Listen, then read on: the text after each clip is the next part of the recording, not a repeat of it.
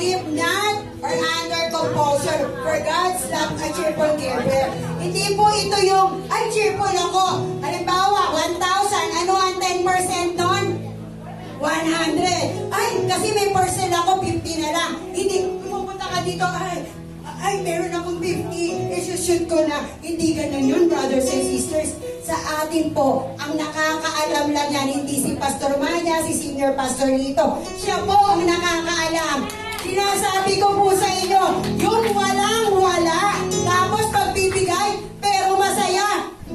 Brother, sister, overflowing. Claim it. Okay? Happy anniversary. Samahan niyo ako mag-pray. Okay? Taas mo natin ito. Okay. Hallelujah. Hallelujah. Hallelujah. Lord Jesus Christ, maraming salamat. Ikaw ang masagana. At sa mga oras na ito, nagpapasalamat kami sa pagpapala mo. Wala kaming kaharian o wala kaming pagmamayari. Sa iyo lahat to, Lord Jesus Christ. Nagpapasalamat kami dahil dinako mo kami dito. Tulungan mo ang bawat pusong naririto na brothers and sisters, lalo na po yung mga nandito sa paligid, na magkaloob sa inyo ng tapat at masaya. At alam ko po, hindi niyo sila bibiguin. Nakahanda ang para sa kanilang kasaganaan.